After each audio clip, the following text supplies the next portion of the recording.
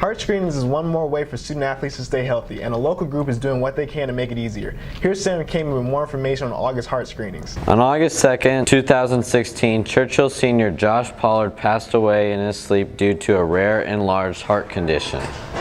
It was first week of August. We were in the week off that the kids have before we started fall camp, and Josh went to work on Monday afternoon. He worked at Silverhorn.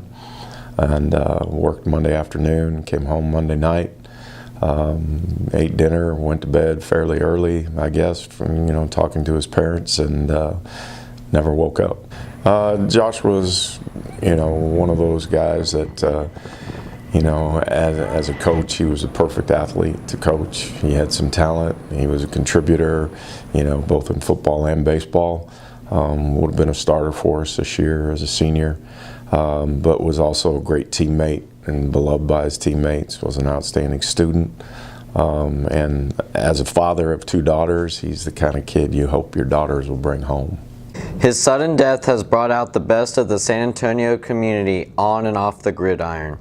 The outpouring of support from everybody in this area in San Antonio has been tremendous. All the schools in Northeast have all done things in their own way to help honor Josh as well. And even some of our non-district opponents, Clark wore a number 12 sticker on their helmets.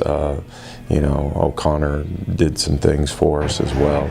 And every school in the Northeast has paid some kind of tribute to Josh each and every week.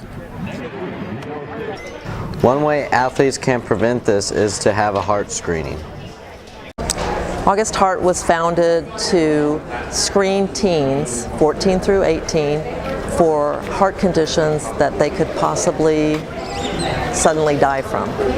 Bart and Doree Kuntz lost their 18-year-old son to hypertrophic cardiomyopathy. It's a thickening of the heart wall, and he fell asleep one night and didn't wake up. And so after a couple years of trying to figure out what they should do, they decided to start August Heart to prevent any other parents from actually having to go through what they went through. They'll check in, and then they'll have a 12-lead ECG, and a doctor will look at that, and if they see anything that they want to get a better picture of, then they'll also have an echo.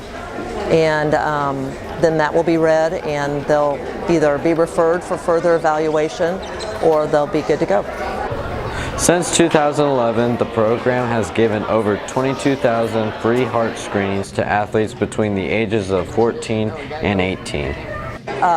Technicians, ECG technicians, and echo sonographers, as well as pediatric cardiologists and regular cardiologists, and village of volunteers. Even if you're not an athlete, it's important to make sure your heart is healthy. It's just an extra layer of protection. You can maybe catch something before it's too late. It's no different than going to a physical. It's very non-invasive, and it's just another picture of your health that day.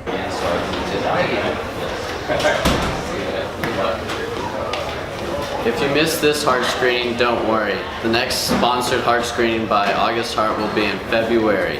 For Jag TV, this has been Sam Kamen. If you're a fan of reality TV, you've probably heard of American Ninja Warrior. Here's a preview of the next Jag TV documentary. You can do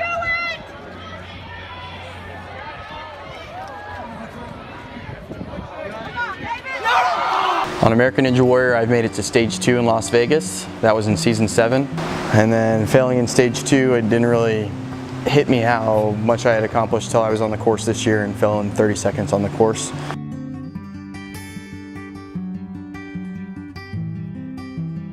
I grew up in Spring Branch, Texas, just a little bit north of here. We've lived on this property for about 10 years. I started watching American Ninja Warrior when I was a kid. Me and my dad and my brothers would watch it. It was on G4 at the time.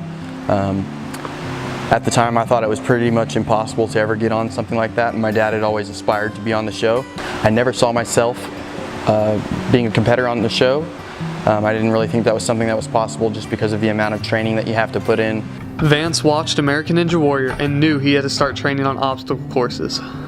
We've been watching American Ninja Warrior since it was Sasuke. When it was in Japan, it was just called Ninja Warrior. We watched it for years, and then when American Ninja Warrior came along and it just caught my eye, and I was like, wow, they're doing this in America now, and just became very intrigued by it. And, you know, never thought I could do it because I saw all those guys doing it, and they all weighed $150 and were a lot smaller than I was, a lot more wiry than I was. I decided when I was 52 that I wanted to do a Tough Mudder, and so I just wanted the challenge. I'd been working out my whole life, but when we put some obstacles out on our property and started running them, the obstacles exposed all my weaknesses. Even though I was strong, I couldn't climb a rope. It was difficult to both add the running and the obstacles at the same time. I never thought I would. I mean, it wasn't part of my plan from the beginning. But once I started doing some stuff, you know, you conquer one thing like the salmon ladder, you think, oh, I'm ready for American Ninja Warrior. So that was kind of my attitude. And then when you, so I decided to just put in a submission video, and I got selected.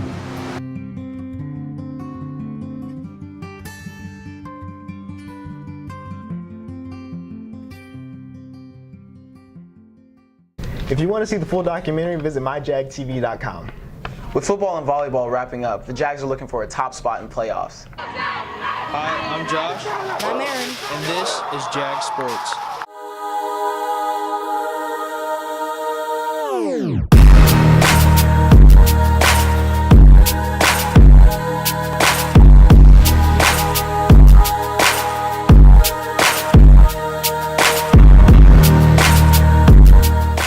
Jaguars getting back on track with their win against Lee Friday night. They have a tough road ahead of them.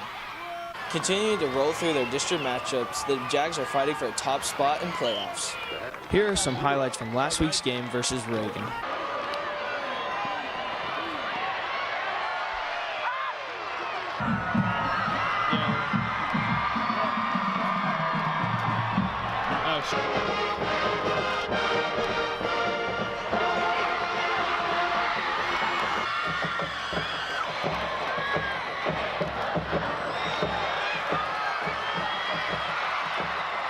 Now to Aaron with volleyball.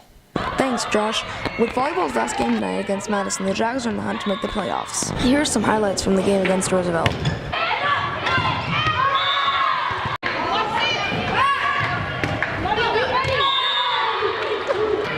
Hopefully For Jag Sports, this is Josh Keating And Aaron Style reporting. It was a great last week to be a Jaguar. This year, the band will travel to Indianapolis for their first national competition since 2011. Here's Paulette and Macy with the inside scoop. This year we're going to Grand Nationals, which is in Indianapolis, and it'll be, it's the biggest marching competition high school-wise. It doesn't really get any bigger than that. For the first time in 5 years, the band travels to Indianapolis this November, where competition will be intense. It's a lot different because there's a lot more, I guess, more competition, and there's a lot more bands that have more time than us that can prepare, and we have to try our hardest with as much time as we're allotted. With this national competition comes extended practice time for the season.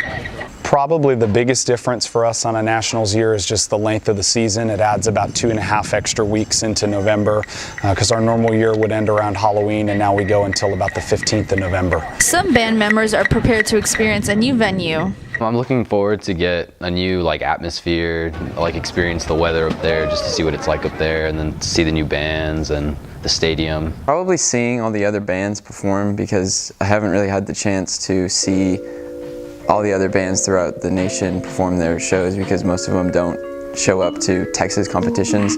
So this one, because it's on a much broader stage, you're going to be able to see all the bands throughout all of America. The competition will be split into 3 rounds. Prelims will be on Thursday and Friday. If the band does well, they will advance to semifinals Saturday morning and finals on Saturday night. There'll be over 100 bands that compete in the preliminary contest at nationals, and they'll whittle that down into a semifinals and then into a finals. And at a normal regional, we would do 2 shows, and if we make finals, there would be 3 performances for this over the course of the 4 days that we're up there. From Jag TV, this has been Paulette Carry On. There's still more growth in our community with the new shopping center off of TPC. Here's the Kapoors with more. On TPC 281, just down the road from Johnson, past the Super Target, lies the construction of a new shopping center. The shopping center will include new businesses in the local area such as Payway, a Pan Asian diner, Verse Kebab, a Mediterranean grill, Ideal Dental, a dental service, Massage Heights, an eco-friendly spa, Mattress Firm and Sleep Number, mattress places, and Chipotle, a famous Mexican grill.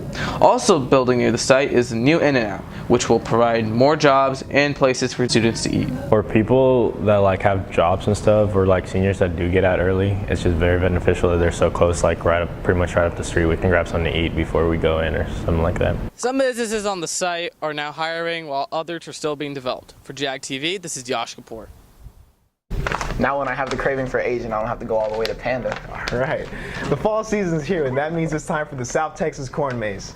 The South Texas Maze has been open every year in the fall since 2001. It's approximately about, I would say, we planted it back in June, so it took about maybe a couple months before it actually got to what it is now. The Graff family shares their 7-acre farm filled with many southwestern activities. We have like pig races out here, we have the hay ride, we got different activities you could do. It's kind of like coming out to the farm for a day for like city folks from San Antonio. Of the many activities, people still have their favorites. My favorite part? The food. My favorite part of the whole maze? Oh gosh, probably the maze itself. This fun-filled festival is just a few miles south of San Antonio in Hondo, Texas. I live in San Antonio, so it took about 20 minutes to get here. It's worth the drive. With the fall season upon us, the maze receives many visitors. Usually when the season changes to fall, then that's when we start getting the bigger crowds, like kind of like today. Last week we got an average of about 8,000 people on Saturday, just alone. If you want to join in on the fun, visit southtexascornmaze.com and plan your visit before the fall ends. For Jag TV, this is Emily Nazario. This is my rank? This is my rank? Oh wow! Oh wow. I can't believe this. I can't believe this. This is crazy. This is crazy. Yeah. Dude! I know! Dude. Mom's not gonna yell at me. Mom's gonna be so nice about my... Part of an effort to promote safe driving, the Campus Safe Driving Club is finding a hands-on way for students to learn how to be safe behind the wheel. We're here today during our 4th annual Safe Driving event, which we always do during homecoming week. And we just put it, the PTA and the Smart Driving Club puts it on just to remind our campus and our community, and especially our students, that they should always make safe choices behind the wheel, and they should never drive distracted, and they should never text and drive. And not only should they bring that message to remind themselves of that message, but they need to be empowered advocates for that message and take that message home to their friends and family and remind their moms and their dads and their brothers and sisters that you need your eyes on the road and your hands on the wheel. Through meetings and events throughout the year, the club hopes to spread awareness in the community. At each club meeting, we discuss like upcoming events of how we're going to raise awareness, and like sometimes we'll go to Dunkin' Donuts and like set up a table, hand out like reminders to drive safely, and then we do like the Shattered Dreams little presentation at the end of the year to help raise awareness as well. Certain precautions can help prevent accidents while on the road. You can prevent distracted driving by focusing on your destination, get from point A to point B. Phone calls, text messages, they can wait. They'll always be there. Whatever you have to take care of, social media, get to point B, from point A to point B, and then take care of it. From Jag TV, this is Jaden Herrera. Well, that's all we have for this week. For Jag TV, I'm Brandon DeBlanc. And I'm Emmanuel Tony. We out. We're here at Johnson High School hallways trying to figure out the history of Reagan versus Johnson games. Why do we actually have to beat them, ladies and gentlemen? We're going to find out. Baseball players. Are we going to be Reagan this year? Of course we are. We don't hold no L's. There you have it, guys. Fellow EP, are we going to be Reagan this year? Is there any other choice? There you have it, ladies. Are we going to be Reagan this year, guys? Hola, señora. Vamos a ganar contra Reagan. Claro que sí, vamos a ganar, porque somos los mejores jugadores de todos en este estado. Sí. Ole! Hey, Jag Tv, we're here at the actual Johnson versus Reagan game, and we're here to ask, are we gonna win,